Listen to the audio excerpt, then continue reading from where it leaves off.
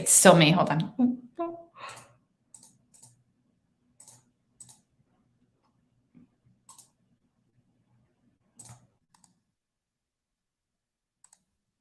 Check, check, 1, 2. There we go. Hey, All right. everybody. Hi. Hey, tech happens. But again, hey, that's all part of being live. So, again, thank you so much for joining us on this wonderful, wonderful Monday. Oh boy, has it been Monday already? Geez, thank you so much for joining us. And for all our friends, Amanda Macias, I already see you in the chat. Thank you so much for joining. I'm looking forward to today's chat. It's going to be a wonderful topic. We have an amazing guest, the EdTech Guru herself. I am just so excited that we've managed to connect and make this show happen. I know that we've had busy schedules, but thank you so much for being here this evening. How are you doing this evening? I'm doing great. Thank you so much for having me. Sorry about our technical difficulties there. Oh, don't worry. It's all me. What happens is I accidentally moved my mic and then I accidentally hit mute. So Oh, that's what no. happened there. So it's not you, it was me, but it happens and that's all part of the show. But thank you so much for joining us this evening, and I know you had definitely a very busy schedule, and but I do thank you for, being flexible and making time to chat with us today, as this is something that's exciting for me to be able to connect with you. And today's topic that we're going to be talking about also is just, getting future ready, through EdTech. And we're going to talk a little bit about yourself, your origin story, which, everybody that gets to come on the show, I love to hear their origin story to make sure that our listeners get to connect with our guests. And of course, we'll just talk about your body of work that you do, everything that you Amazing. do, because you do so much. So I'm excited to hear about that as well. So again, for all of you joining us, I see Mel who's joining us too as well. Thank you so much. So how are you this evening? How are things? I'm doing great. Today's been, sorry, an exponentially busy day, but I'm so thankful to be here with all of you and just to get to share, EdTech with my love of EdTech with all of you. Love it. Love it. That's so exciting. So thank you so much for joining us. And let's go ahead and jump in and get into this conversation, because definitely there's a lot to cover, and especially with so much going on in tech today. Obviously, we know about, the AI, and we're seeing all these AI tools, but we'll talk a little bit about that. But, as we talk about that section about getting future ready, but let's go ahead and just for our audience members that are joining us this evening, and for anybody that has not connected with you yet, if you can give us a brief introduction and then your context in the education space and in the edtech space. Yeah, sure. So I taught in the classroom for 10 years. So I spent majority of my life working in elementary. I've done some middle school and then did like a little, just like summer workshops with like high school. My passion has always been with STEM and STEM integration. And so I've done workshops, delivered, curriculum and content and all of those types of things for teachers. And just a few years ago, I stepped away from the education world and then transitioned to a company called Code Monkey. And then I developed a coding curriculum and did a little bit of sales and kind of dipped my toe in. And then a year ago, I transitioned to Canva. And so now I create content for our Canva facilitators in order to deliver content for them. And then just on my own, I have my own YouTube and podcast. And so, yeah, that's a little bit about That's me. amazing. You're doing so much stuff, and you were so concise about it. But we're definitely going to dive in deep to a lot of those things that you're doing, because I'm just curious too, especially about the coding part, because I remember being in what is it, 6 years ago, maybe 7 years ago, still in the classroom and using, a lot of coding and doing Code Monkey and, Code Combat, and you doing all of that. So that's something that's wonderful and something that's still very important, I believe, and that should have a place in the classroom. But then on top of that, like you said, everything else that you do, and now recently working for Canva and then doing your own thing too, as far as podcasting. So that's definitely great. But now let's go ahead and dive in just a little deeper, like I said, because this is my favorite part of the show too, where I get to meet just some amazing superhero guests. And as you know, every superhero has an origin story. So you kind of gave us just a little brief overview. But my question to all guests is, was education something that you always planned to start off and go into, or was it something that came in kind of later, a career change, career move, coming into education? Yeah, so my mom always says that the very first thing I ever wanted to be was a teacher, and that was in kindergarten with my very first teacher, Miss Cundy. I've tried to find her these days, but I still cannot. Probably spelling, who knows? She was my kindergarten teacher, to let her know that she inspired me. But I always wanted to be a teacher, always dreamed of being a teacher. The first thing even in high school, we had the opportunity to teach in the schools and deliver, go in and in exchange for credit. So I went in and I taught in a first grade classroom, and then I ended up staying for the rest of the year. So I led reading groups and I did all of those types of things, and that really solidified that I wanted to be a teacher. So went to college. Obviously, I finished in like 3.5 years, and I started teaching when I was 22. And was quite young in that age range, I guess, of like starting to teach. And I taught fourth grade, which I loved, a hard group of kiddos, but I loved every minute of it. So education has always been a place where I thought I would be. And I honestly thought I would retire in education. Like I would be a superintendent or something like that. And so my heart and everything that I do is with passion for education and educators and trying to empower and give back as much as I can. There you go. Well, see, I still say, like, even although you may not be in the classroom, you're still heavily involved in education. And really, you're still an educator. Now you're simply working with the adult side of it too. And then, of course, making sure that those trainings get to our teachers. And then, of course, from our teachers to our students. So still, you are very, very well connected into the education space. But that is really cool, that transition, 10 years in the classroom. And then, of course, obviously, now working, with companies, and then of course now working with Canva, and then of course, and then just doing whatever else is out there that, piques your interest. So that's something that is great. Excellent. So now let's talk a little bit about just that transition.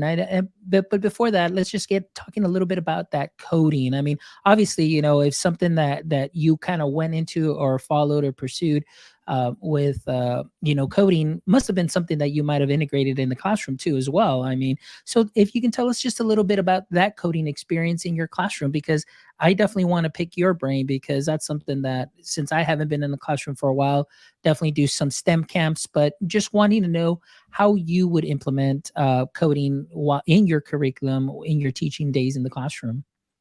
Such a great question. So I'll kind of backtrack a bit into how I kind of got into the coding space and kind of my passion for that work. I've always been super techie from like a super young age. I was always, taking apart things and rebuilding them. So that's always something I've been like really passionate about. But I think right around when code.org very first came out, we were the very first school and like getting our feet wet. So I went to a code.org training and I was like, oh my gosh, this is amazing. This is something I've always wanted to do. And so then we started to kind of implement it in our school and throughout the district. And we had our very first like day of code. We had all the kids in our district, all the kids in our school. So we had about like 600 kids, and every single kid did an hour of coding that day. And we had involved everyone: art, PE, music. We had brought in parents to kind of, help facilitate different kinds of unplugged and plugged in activities. And so always just knew that, it was something that we can integrate anywhere in our classrooms. And so how a teacher who has never coded or anything like that in the classroom is, you're doing computational thinking all the time. So that's basically step-by-step processes. So any kind of problem solving is just really like a problem solving framework is a really good way to think about it. There's a lot of failure involved, a lot of learning, a lot of iterating that's kind of going along with that. But you can really do coding at any period of any time. You could do it with stories.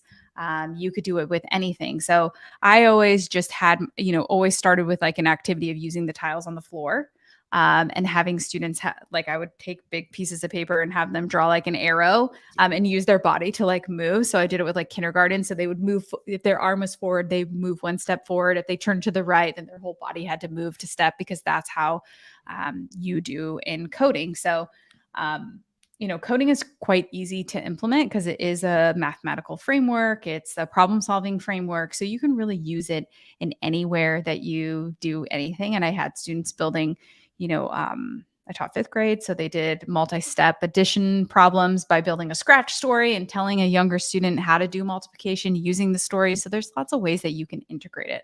I think a lot of times teachers get super afraid, though, of kind of taking that very first step into coding or getting used to it because you're scared. You don't know how to do it. You've never done it before. So start really basic. Just do something like take an hour of code yourself first and see, but your students are just going to fly off the handle once you introduce it to them and their love and excitement. And it's a workforce readiness skill that everyone and anyone can do. Absolutely. I agree with you. And I love that activity. And actually, it's so funny that you mentioned that because that's one of the activities that I first start off with on our STEM camp. Day one, we don't even touch the computers at all yet. What we'll do is we'll work on understanding what an algorithm is, a variable, and then we'll do the arrows. And then we'll have the like you said, the kiddos will say, okay, like this is the symbol to move forward, back. So they're commanding them. And one of my other favorite activities, and I'm sure you're familiar with it because I learned it through one of those code.org workshops, is where we do some debugging. So I would give them the big post-it poster boards, and then I would give them each a prompt that they would select and say, tell me how to tie a shoe, or tell me how to make an ice cream or a peanut butter jelly sandwich, or how to brush your teeth. And I love that the students would just kind of write the steps, and then all of a sudden it's like, as they're doing their gallery walk, it's like, wait a minute, but you didn't say open the cap. But wait a minute, you didn't say how much peanut butter to put. Well, wait a minute. And so it was really neat. And like you said, it's that mathematical framework of understanding, the problem, the process, and breaking everything down. And I think that that is definitely a workforce ready skill that is definitely needed for sure.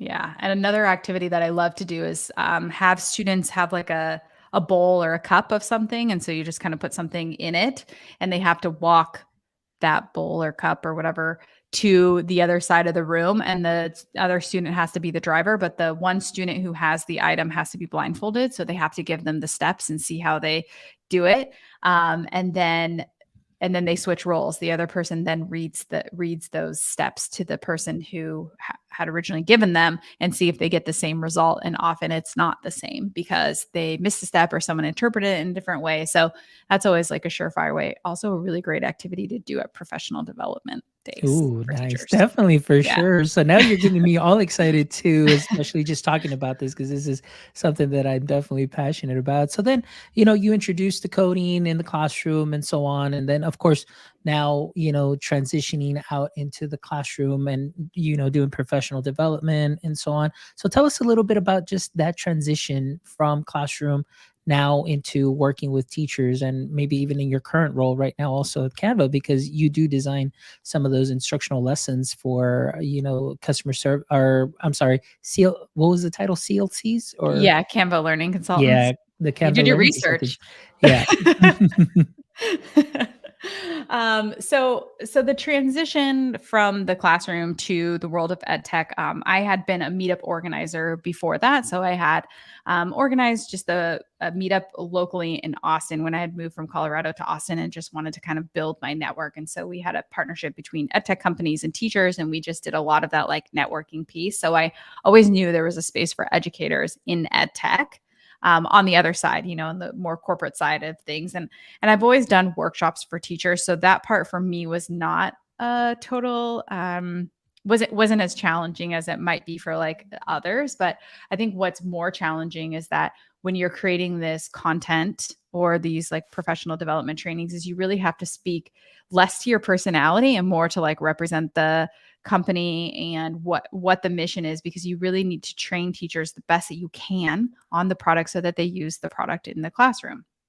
Whatever company it is that you work for. So there's a lot of feedback that goes in. And I think oftentimes when people transition out of the classroom and into these roles, it can get really tough, I guess, to like, hear hear the feedback sometimes, but really it's just like what we give our students like feedback. So you have to really try not to take it, I guess, as personal.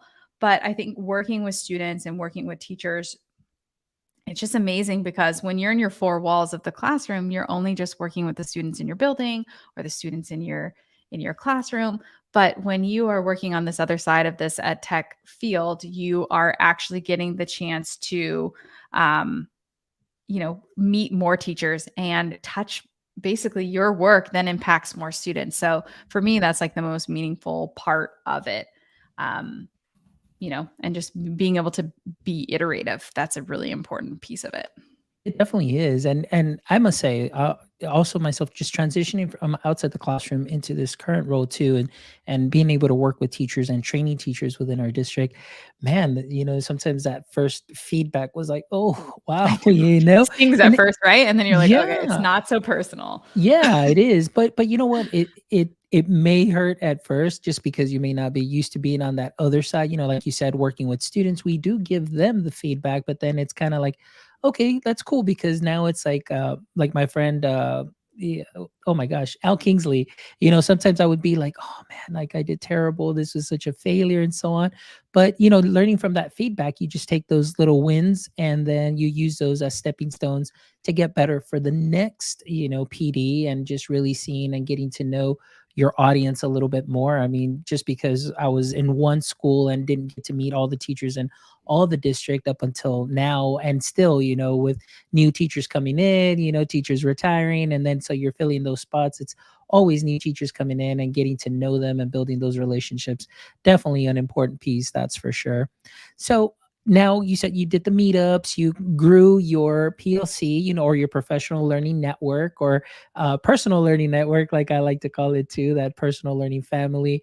Definitely something that's very important to continue to help each other grow and lift each other up. So then, tell us a little bit then about now your transition into also working with Canva. What is kind of, just give us a little maybe overview of what your duties and responsibilities are for Canva. Yeah. So at Canva, and if anybody doesn't know, which I'm sure you guys all know, but it is free for all educators. So if you're interested in exploring that, make sure that you definitely sign up and kind of have access to that. But my current role is basically helping to create the content based on where we think the users are and where, AKA teachers, where teachers are and where students are, and kind of putting together content that is going to, basically reach our users and help to empower them and enable them. And that's like the biggest, part of the work that I do. And so then hearing the feedback and iterating, then we put together content. So whether that's workshops, it could be, more of like a webinar based type of thing, something kind of like we're doing right now, just kind of, the webinar leading type of content. And then somebody else delivers the content. So I put it all together, package it up with a nice little bow, and then give it off to our Canva learning consultants. And then they're the ones who are actually doing the facilitation. And then as far as my transition from Code Monkey is a very small company. I love it. We've done like really great work. But there was about 13 people. And they are based in Israel. So that was something that I had to learn kind of, how to collaborate and communicate with people in a different country, in a different time zone and things. And Canva has about 3,000 employees. So it was an even bigger adjustment of learning how to communicate and collaborate and, who's the right stakeholder to talk to and different things like that. But our small team is quite tiny and quite mighty in our design school team. There's three of us. There's Belle, which she's our boss or coach, as we say at Canva, and she's located in Sydney. And then my other coworker, Charlotte, she is located in Perth, Australia, so on the other side. And then I'm located in Texas. So we're kind of all working and collaborating and doing everything that we do actually all day in Canva. So we speak the product and we're in the product, I guess you would say, every single day. So Yeah, and that's so great. I mean, and obviously the Canva is a product that I absolutely love, and it's really what I use to here for my graphics that you see and anything that is on social media too as well. And it's really has become that one-stop shop, for educators, for creators, because of just how robust the platform is and what it has to offer. So definitely kudos to you also for the work that you're doing. I have seen, and I have been in some sessions with some of the CLCs as they train and they share, and I'm like, wow, this is just amazing. And of course, like you said, they all speak the language. They are all like, in it, they're immersed in it, and it's great. And I actually TCEA this last year. I was there, and it was great to kind of catch up with Tish Richmond, also who was there. Got to meet her and got to meet actually Scott Noons, also Mhm. great friend of mine. It's always great to connect with him there too as well. So definitely, like you said, although you say that at 3,000, a team of 3,000, that's definitely a mighty team for sure. For as much as you guys continue to grow and do within our educator space and creator space as well. So thank you for Mhm. that and all the work that you do. So let's talk a little bit more about the future or the workforce, getting ready, getting workforce ready using EdTech to prepare, because I know that not only do you do the work for Canva, but also, you've expressed in your bio too, sharing how you're always passionate about, EdTech and the future of work, working with kids and even with adults, administrators, seeing and guiding them to what is coming. And as we all know, within the last month or so, we've definitely seen a great change in the education landscape and in the creator space through the use of AI technologies. But before we get into that, just into specific technologies, as far as workforce for yourself, what do you see currently right now through your experience, through your lens, and of course, through the landscape here? What would you say would be some of the most important workforce skills, or the ones that you share the most with administrators maybe at this time, or with teachers currently? I would say when I think about workforce readiness skills, I really think about those timeless 21st century skills. So they really just have a different package, different way of like thinking through it. But I think about what are the tools and what are the resources and skills that students can have beyond the world of K-12, because we often just think about how to get them to the next place. So, Yeah. Things like Prodigy or, ClassKick or Nearpod, they're really great and they're really great for instructional delivery tools, but the tricky thing about them is you're not gonna go to the workplace and be like, hey, can you give me a Nearpod subscription for the workplace? That's just like not exactly how it works. So really introducing them to tools that kind of are lifelong tools. And I think when I think about workforce, I think about what's going to set a student up for success. And that's being able to communicate, that's being able to collaborate, that's being able to present on a topic and being able to just kind of share, take their research and be able to kind of prove their findings by presenting it in a creative way. Because our workforce today, if you just think about it, you spend all of 5 minutes on TikTok, you're able to see that people are way more creative, more authentically creative than we've been in a long time. Like a lot of it was a lot of filtering, a lot of like all these other things. Wow, that still exists. Those you're not going to be specifically filtered in the workplace. So it's, taking those collaboration and the communication skills and the technology. Once you learn a technology really well, whether that's Google or OneNote or whatever, those skills and strategies transfer to most of the other tools that that you'll interact with. And so it's that and the upskilling piece that's really important. So if you're not able to learn something, how do you learn it? Everyone goes to YouTube now, right? Yeah. I was just speaking to my sister. She does Airbnbs, and she was just like, well, if I can YouTube it, I can do it. There's a lot of failure that's involved with those. Like it may seem super easy, but it's just, there's a lot of learning that takes place in that. And I think the failure piece is also a big piece. Like we have often been so afraid to fail, and we've been taught to be afraid of failure. But if you don't fail, then you never learn. And I think that's the most important thing, is what do you learn from the failure that comes from that? Oh, absolutely. I definitely agree with you on all of your points, and mainly also just the communication piece as well. Like you said, even though, yes, this world that we currently work in, is riddled with ad tech everywhere, but that communication piece is definitely so important. So I know that for a lot of teachers, one of those things, or the scares, was like, oh great, there goes your teaching job. Now that we see something like, the artificial intelligence, we've got Chat GPT, and of course now we've got what is it, brand, or I can't even remember, Google just named it today too, and I Oh was yeah, just they like, did just wow. name it. Yeah, I was like, yeah, maybe they should have put the name in the process and the AI again to see if they can come up with a different name. But I mean, I that's my thought. But again, it's interesting. But I was actually, you mentioned TikTok, and there is a creator there that I follow, and she's a teacher, and she shares how she uses Chat GPT in the classroom, and they actually got interviewed by, I believe, Good Morning America, and the students did. And one of the questions was, do you fear that AI is going to take over and, eventually, you're not going to have teachers anymore? And they absolutely just in unison were like, no, there's things that teachers can do that the AI can't, which is, and they were talking about that collaboration, that communication piece, those things. And so it was so neat to hear that from a student perspective, as opposed to sometimes as a teacher, we just think the worst. We're like, oh my gosh, this is over. I'm not going to have a job because AI is going to take over all those things. What has been your experience? Because I know that Canva has a tool, it has the AI, you've got the Magic Docs, and then of course you've got the other one where you can create, using text as well. And so through that experience, what is it that you would see now, to get workforce ready?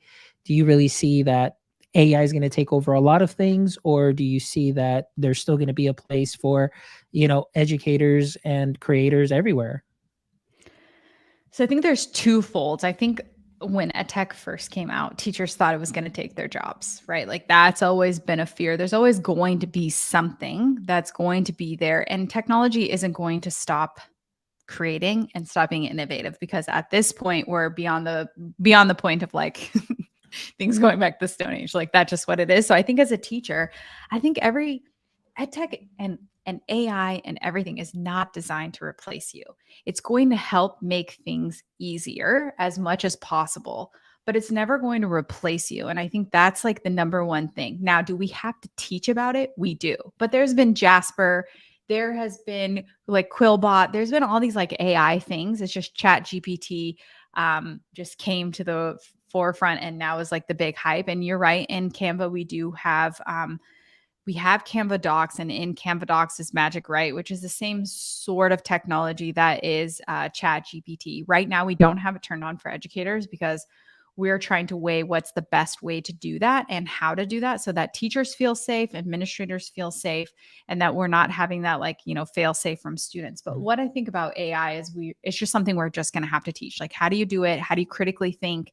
And the biggest piece about anything in technology today is how do you think critically and be able to disseminate information from what is available. I do think Chat GPT and all these other things, I use it. I think it's very useful. It's very useful when I am like so brain dead, I can't think of anything. And I'm like, okay, give me like some topic recommendations. And then I'm like, okay, that's kind of good. Or, oh, that's not so good. It's going to continue to iterate and get better with time. But we can't think of it as the enemy. We have to think about how can we celebrate it, but how can we do it in a way that's going to be meaningful? Because these students, when they come out, they're not going to just have Chat GPT. They're going to have something that's like exponentially way better than that, right? And AI for a really long time has been coming into play, but we're not seeing it like readily weeding out people in their like roles when they are in these people facing roles. We see it happening in automation, right? We've seen it in the back end happening with evaluating students' data and doing adaptability and all these ed tech tools that are like, okay, this student is failing here, so we're going to give them this. And, like Waterford or whatever those other reading programs, they've been using AI for so long. We just haven't seen it on the front side. And now we're seeing it on the front side and using it as a tool. So we have to think about it as another tool that's going to help make our lives easier, but also teach students the right way to use it, how to use it. Is the 10-page essay dead? Maybe, but does it really matter? Or is it really about how you can get your point across, how you can do it accurately, and how you can do it, concisely, and all those other ways with doing the research and things like that. So I think it's just a teachable moment, but it's just scary because we don't know, right? But there's everything that we don't know, right? Like how does a car automate driving? People have been using it, right? They use the Tesla feature without fail, right? Sometimes there's accidents that happen, but people don't stop using it. They just continue getting better, and the programs continue to iterate over time. Yeah, absolutely. And I agree with you on that, on every aspect also too as well, because, being familiar with the tools and of course working with ed tech, I mean, here in our district too, like you mentioned, there are several programs that do the same thing where they gives the diagnostic, sets the student on a specific path, and as the student gets better, then they continue to move up in skill level and so on. But you're absolutely right. It was just that fear of now it's here, it's right in front of us. Oh my gosh, what's going to happen? And seeing districts just shut everything down. And, my question is, I mean, I know I think after TCA, our CTO definitely shut it down because I didn't have access to it today. But I was thinking, I was like, can you leave the access open for teachers? And I belong to a CTO group, chat group, and they're like, yeah, I mean, we left it open for our teachers. We just don't allow our students to use it just because of the 18 and over kind of deal, which I understand, the students will still go do it at home. But if you do have those teachable moments, it's definitely something that's very important to go over with them how to use it properly. And going back into the essay part of it, even in my doctoral studies class, my professor was, all right, guys, I know what's out there. I know that this is happening, but if you are going to be using a tool like this, please make sure that, you let me know where it is that you used it. And I want citations and I want a reason why you used it there. So he wasn't saying like, hey, I'm going to give you an F and I'm going to fail you. He's like, let's use the tool. We know it's there. And, we're aware. We don't have a set kind of idea of what we're going to do yet. But as long as you meet these parameters and you can prove to me where you used it and you share it with me, I'm okay with it. But, the rubric states this is what I need. That's all I need. And then, of course, he says, if I have any questions or anything, then we'll meet one on one and we'll have a discussion. And if you need to write something over again, just write it over again, but I'm not going to fail you. So I was like, okay. So it's interesting to see how even higher ed is like, hey, it's out there. All right, let's figure it out. We're in this together. So it's kind of a very interesting moment per se. So what are your thoughts on that too, as well? Yeah, I think leaving on for teachers is essential. Like I think that I get the understanding for shutting it off for students, but a teacher wasn't born yesterday. They know that a student did not Mhm. write that. Okay. Then there has been all kinds of programs for a long time to write these sort of essays. It's just this is the specific tool that's getting the light, that's basically shining the brightest right now. And I just think you have to do it's unfortunate, but as teachers, we have to teach these like teachable moments. And who cares? Have Chat GPT write an article about something live and ask them like what's the kind of word choice that it's using? Are there any adjectives that are here? Is there any way we can improve this to be better? Like what are the ways that you can bring yourself into it? Because when you read it, while some of them are great, have it write a rap for you, have it write a poem, it lacks a certain amount of like emotion, I guess you would say. Like it's really good at being concise about something specific, but the emotional piece is missing, right? Like it's not it's not getting me. I'm not feeling like I'm reading Right. a Nicholas Sparks book. It's just a very like, pro sorry, pragmatic way of writing something. So we have to just embrace it, and unfortunately we do have to teach teachable moments about it, because you're right, they are going to go home, they are going to ask it to do things, and as much as we try at schools, the first thing we ever do at schools is block things. Yeah. Always, right? We block bitly, we block everything that could be anything. But what's more dangerous sometimes is like doing a Google image search. Sometimes those are some racy photos that come back, right? Like there are things that are just there are unavoidable things that we have to do, but it's just how are we going to do it? And as a superintendent, as an administrator, these are conversations you have to have, and you have to show teachers that, give some examples. Unfortunately, it's out, it's live. There's nothing we can do about it. It's not going to reset and go away. It's just going to continue to propel itself forward. So how can we adapt and embrace it? And education's tricky because it's much slower to adapt Yeah. and embrace things. But I think the pandemic has shown us that we can adapt and we can embrace things more than we ever thought we could. So I think it's just kind of taking that step back and drawing and collaborating. Like you're saying, you're just at TCA, right? The topic was on fire. I'm sure every person you Mhm. met was like, "Hey, how are you doing this? How are you using this? Oh, did your district block this? Oh, Mhm. who are you going to for these resources?" The conversation's already happening, but why don't instead of one district, let's say San Antonio ISD, I don't know anyone there, but let's say they want to embrace chat GPT. Well, why don't you get with somebody who's been doing it for a bit of time, or somebody who's been talking about it, see how they've been doing it and adapt it. We don't have to do this alone. I think that's the biggest indicator is we need to collaborate, communicate, and network with each other to kind of embrace it collectively. I love that you said, and right now, as soon as you were saying that, kind of reminds me, oftentimes even as a classroom teacher, we were kind of in our own little silos, and even at now at the district level, right now that we're discussing topics like this, it seems like we're also in our own silos. And it's like, hey, you know what? Let's knock down those walls. And it's okay to ask the neighboring district, hey, how are you doing this? Or hey, how about you guys? And just have those discussions, because again, you can learn from each other. But oftentimes, like Amy Mayer says, she coined this phrase here, or she shared it here. It's the twadi.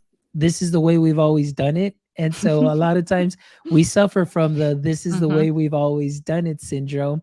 And so we just shut everything down, block everything, and try and sweep it under the rug like it didn't exist, and just continue in our merry way. And I was like, but that's not the way ed tech goes. There's so much more that is out there. And we were actually having a discussion earlier today where there's some teachers or a teacher that still uses note cards to do citations. And I shared with them, I was like, hey, do you know Google does citations, in MLA? And they're no, they got to do it on the note cards because they need to know this is an important skill. And I told her, I was like, in my master's and even now in my doctoral studies, I don't need to do the note cards. There's extensions, there's web pages that'll do it for me perfectly. I mean, we need to move forward from those things too as And well. I'm fine to lose it, right? Like I don't Yeah. need to know how to do a citation. Yeah. Probably if you ask me now, like in my master's, like I used those tools like a while, like Yeah. Easy Bib or whatever else was like around. I was like, bye. I don't have to do this perfect. Like there are some things that it's okay to just say bye. Like we can just let go of some of those things. Yeah. So now in your experience too, now that we talked a little bit about AI, but what else do you see, or when you do have the opportunity to present, in front of educators, thought leaders, and so on, what are some of the other things that you share with them to get ready for this new era of modern, modern ed tech and modern education? Such a good question. A lot of times when I am meeting encyclopedias, that's funny. That's yeah, ask a student about encyclopedia today. They don't even know what they are. But I used to love those in the library, going to get those. I'm sorry, real quick. I just wanted to add that used to be my chat GPT. And I shared a story when I think I did a podcast episode, like maybe about 6 episodes back. And I said, when they would drop me off at the public library, that was my chat GPT at the time. I would just open up the encyclopedia and then I would just word for word copy my research paper on spiders because and that's what I did. It was so good, right? I didn't know how to find research at the time, but that was my source, and I knew that everything there was going to be right, so just went straight to the source. Exactly. I would say when I'm meeting with teachers and who are trying to like what's coming, I guess what's coming for education is we don't know, right? Like that's just how it's going, but it's already evolved, right? If you think about the pandemic, like if we would have prepared for the pandemic, would we have been accurately prepared? No. Can we prepare for chat GPT? We can't. But what we can do is we can adapt. So I think the biggest learning about anything that's coming for education or anything is to learn how to adapt and then learn how to leverage your community. I think your PLN, your PLCs, whatever you call them, wherever you are, because they're different from state to state, community to community, your network and being able to adapt are the biggest things that you can take away from anything. And just exactly what you're saying. When I was a classroom teacher, I thought about just me, my direct cooperating teacher who sat next to me, and we were the 2 grade level experts. But when I think about it now being back, I'm like, oh my gosh, there were so many other experts in this district, let alone the world of Twitter, let alone all these Facebook groups. You said you were in a CTO group. The TCA groups are really great. The communities on LinkedIn, like adapt, leverage, communicate. Those are the 3 things that you can do entirely to just prepare for what's next for education, because we don't know. Who knows what's coming? Oh, I love that. I love that. And that kind of goes along with, I always share with people my three words for education, or just because of my, 16 years in education. The three words that have always helped me have been improvise, adapt, and overcome. Those I three love words. those too. Yeah, Yeah, they were shared those are with good me ones. many years ago by a friend of mine who's a former Marine, and he said that that was the three words that they were taught, and I apply them, here to my education career, and it's very helpful, and like, especially when you see where education is going and the future of work and the future of learning, and just to kind of keep us on our toes always, and just kind of take what's coming and seeing, okay, like how can we implement this? How can we learn this? How can we not, and just not fear it right away? Just Yep. embrace it and see what's happening, how we can adapt it, and then how we can overcome, and wait for the next big thing to come because it's just going to keep coming on from here on out. Yeah, Awesome. I mentioned this on a podcast episode that like I'm going to be on. But do you remember when online dating first came? And Yes. people were like, "Oh, I cannot swipe right. I can't do it." Like they were so embarrassed. But if you think about most people in the modern age and how they met their partners was from online dating. Mhm. And so just think about that, how that changed the world of how we date. So I think everything that we do is exactly what you said, overcoming and just leveraging what we have, because we just can't prepare for what's next, but we can learn from what we've done and how to adapt for the next. Absolutely. Wow.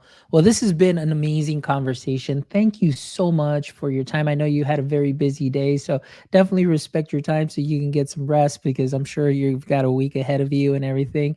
But before we go, this is one of my favorite segments too, just the last three questions that I love to ask all my guests.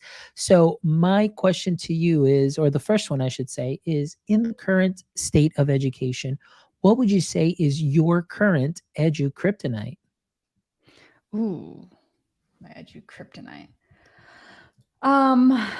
Such a good question. My kryptonite, I guess I would say this, I can't believe I'm saying this. Canva is my kryptonite. Like I can't go 1 minute without using it, like in my personal life or anything like that. But I'm like really embracing this Chat GPT magic write world, and just learning how to, I'm terrible at it. Like I know there's cheat sheets and things like that that can help you, but like I've got to really learn how to like really leverage this tool for my life. So I think that would be like my kryptonite right now, is like learning how to do it the best I can. There you go. Hey, and all it does is it takes time and practice. And as we know, it's another career that's up there, like on LinkedIn and Glassdoor, people looking for prompt engineers, people that can really Mm, put in some great inputs to get the not my best calling. output out of those. Yeah, out of those. I mean, yeah, definitely. All right. Question number two. If you could have a billboard with anything on it, what would it be and why? I think it would be take a no thank you taste. So I think with ed tech, I think many people get really afraid of technology and everything that we do. So I say take a no thank you taste. So just try it. I used to say that with coding. Once you just try it, you're going to be hooked. So I think just taking a no thank you taste with everything that you do is what I would put on a billboard. Nice. I like that. Great answer. All right. And the last question. Let's say that this was your podcast this evening and you're hosting, and I am your guest. What would be one question you'd like to ask me? Such a good question. Um, I guess my question for you would be, if you could go back to your first year of teaching, what is the one thing that you would tell yourself to prepare you for today? My first year of teaching.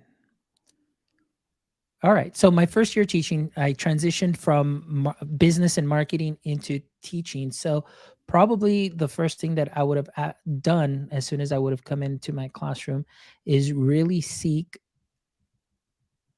like math, like really find somebody that can teach me math the way it should have been taught. Because what Mm, happened is, now 16 years later, working with my content specialist, I realize now that I was teaching math the way that I learned it. mm, And I wish now I would have taught the math the way it was expressed in the TEKS, and knowing more and making it more visual for my students. And I oftentimes I really do think a lot about that and say, man, I might have done a disservice to my kids because I didn't bring out manipulatives or concrete objects or pictorial models and so on. So I guess from that point on is really try to be open about learning how to do things in a different way, instead of just know this is the way I've always taught it, this is the way it's always going to be, and nothing has changed. And that's probably what I would have done. I would have just tried to correct myself and learn how to do it a little bit better, and to allow more students to be successful. So yeah, that would probably be one of the things that I would have done. But That's a good yeah, way to look at it, though. yeah, yeah, definitely. After 16 years, I was still reflecting on that. And I'm like, man, I could have done so much better. So it would have been great. All right. Well, thank you so much. I really appreciate you being here. Thank you again, as always, for your time. And, continue to do the work that you're doing, because you're doing some amazing things. I have been sharing your website here in the Oh, thank you chat. so I much. have been sharing your Twitter handle as well, but we all know that will be on the show notes as well. And I don't know, is there anything else that you'd like to share for our audience members, where they can come and find you or how they may connect with you? I'm just Leena Marie Saleh and all the social networks, so you can connect with me there. I also have YouTube, so feel free to do that. But I just have enjoyed spending this time with you today.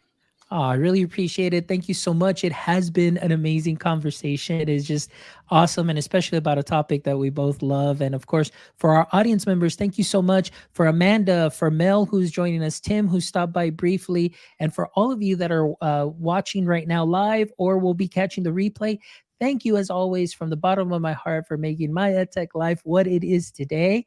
I really appreciate you doing all the likes, shares, and follows. Continue listening to our podcast. So please go to our website at myedtech.life, myedtech.life, where you can check out this amazing episode and the other 171 amazing episodes, where you can learn from great educators, creators, and practitioners.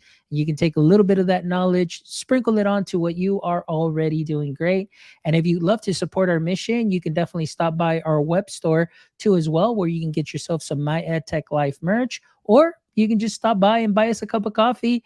Either way, it'll keep the creativity flowing. So thank you as always. I really appreciate you all. And my friends, don't forget, as always, until next time, stay techie.